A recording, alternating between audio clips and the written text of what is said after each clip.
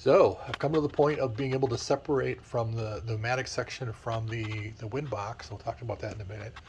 I've got a few cracks to address here on this side. There is a crack, two cracks in here. Not quite as important because I think that's all negative pressure. Whether it comes out of this hole or that hole doesn't really matter. But this one obviously goes all the way through the baseboard, foundation board, so that has to be fixed. I basically go through this whole thing. There's a couple places here with some delamination here. I want to make sure that gets taken care of. Basically, make sure that this foundation board is really, up to its job. And then, of course, the exhausters. This had a strap over it with duct tape around it for some reason. I have no idea. Maybe they were using a vacuum on the bypass valve, or what do they call it, the overflow valve, to try to artificially suck the air out of the system and test it. But they never took off the duct tape. So this was actually worked on.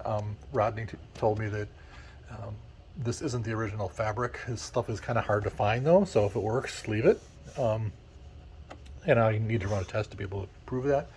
But the original was a black rubber fabric that would have been on here. And of course, I've sealed some cracks in this. This plywood that they use seems to like to delaminate and crack, and this top layer seems to get the most, I don't know, the dry or the temperature change, and it seems to crack the most. So I've done some, surface crack repair here, clamping it together. I actually have a clamp that goes through the hole, so I can do that.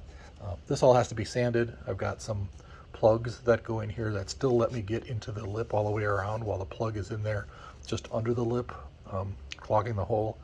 I got 4 of those, so I'll have to tape this up, do 4, take 2 out, tape that up, and then do that, and then basically sand around these holes and make this perfectly flat all the way up where the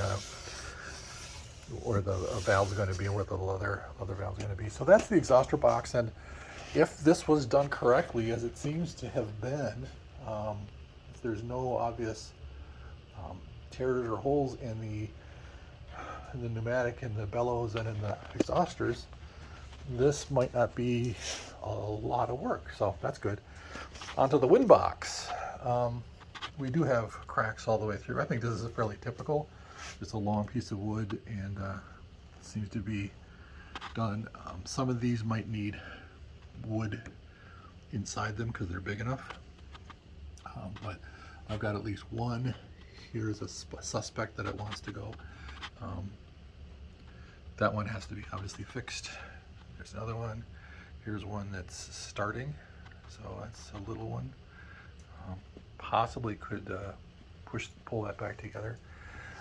When I first took this apart, I pulled out all of the pitman pins, and when I pulled this off the mutes, and I thought I had a split board, and it's like, gee, that's just a perfectly split right down the middle. And I've been following other people. Rodney from the Reed Organ Society has been very helpful. Amazing work that he does in his shop and the organs that he's restored, but also making stuff has a website.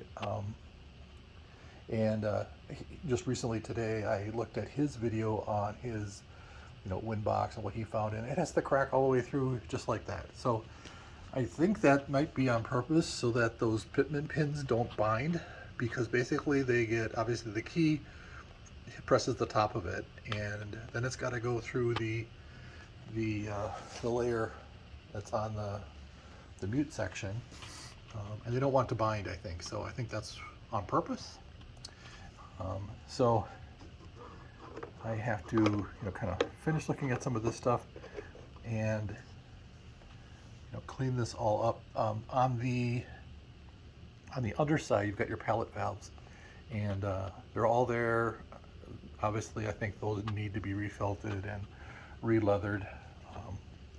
So this is where I'm at, and actually not too bad. The only thing that I've got now, I've got a separate video on this, is I'm concerned that the reeds don't look like I expected them to look.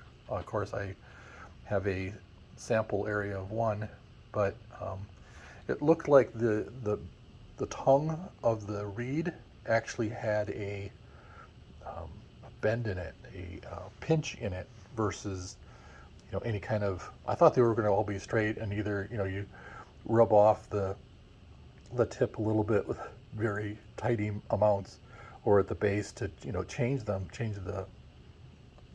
tone that you're getting, the note that you're getting.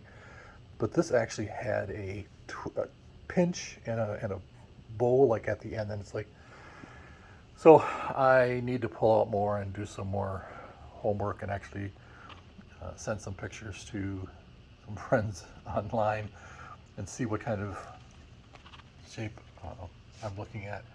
So we will see whether the reeds have issues, but so far just things to redo, the felt and things like that.